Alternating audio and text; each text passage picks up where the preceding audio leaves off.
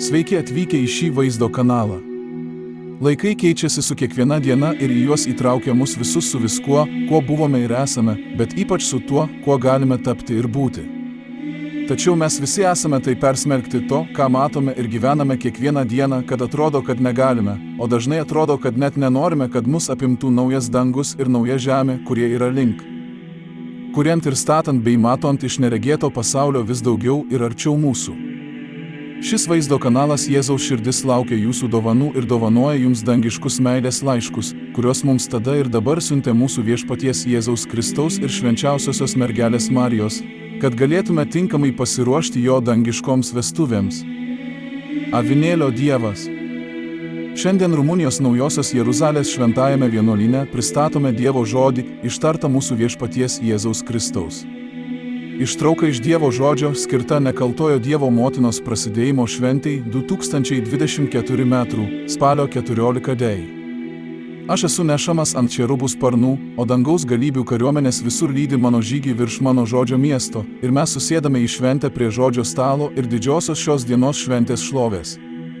Nes mano mergelės motina danguje ir žemėje turi šventą atminimo dieną, kai ji pasirodė ore, kad apsaugotų krikščionių kaimenę, kuriai gresia pagonys, ir ji įveikė krikščionių persekiojimą ir ši šventos šventės diena liko parašyta žemėje ir danguje, o aš, viešpats, ateinu į miestą ir sakau: Ramybė jums, kurie budi ir su šventu darbu mano vardu mano žodžio mieste ir žemėje, sūnus, nes aš išeinu iš šio miesto žodžio per žemę ir valdau paslaptyje visko eigą ir ne žmogus valdo, o tik Dievas, tik jis, nes žmogus negali daryti to, ką daro tik Dievas, nes jis mato ir žino, ką reikia padaryti ir įvykdyti.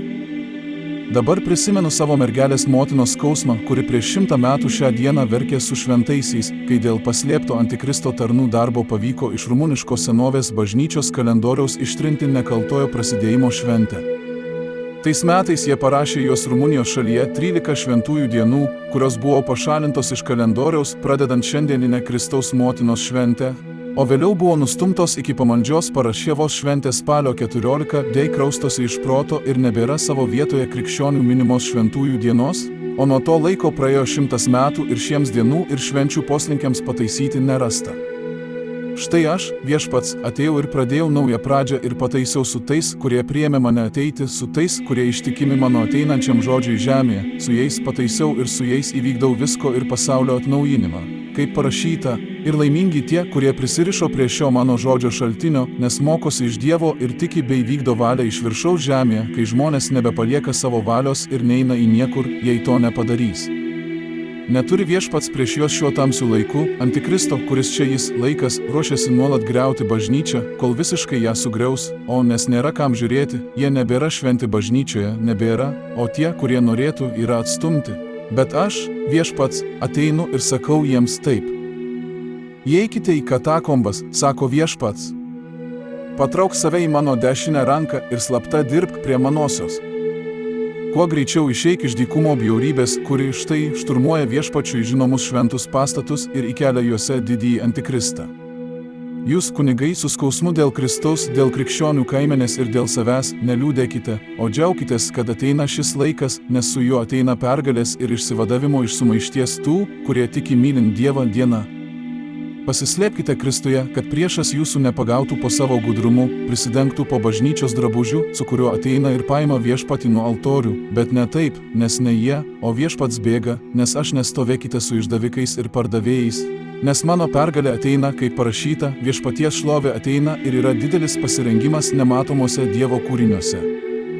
Atidarykite šventąjį raštą ir perskaitykite juose mano ateimą dabar ir miegančiųjų prisikėlimą ir mano ateimo dienos susitikimą, kuris bus matomas toliau ir laukia 7000 metų, kad ateis ir atsilygins šventiesiems bei kankiniams, išlaisvins žmogų ir sugrąžinkite juos prarastus. Rojus!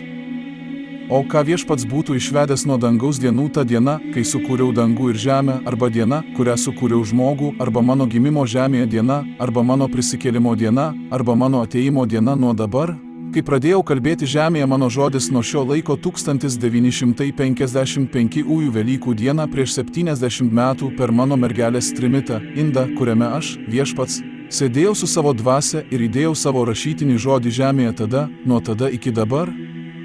O artėja dideli išsipildymai, ateina dangiški išsipildymai, dangaus dienos ateina žemėje, kad viešpats nugalės Antikristą, kuris yra toks įžūlus ir neramus prieš Kristų, ir budėjimas turi daugėti žemėje kaip mano mieste.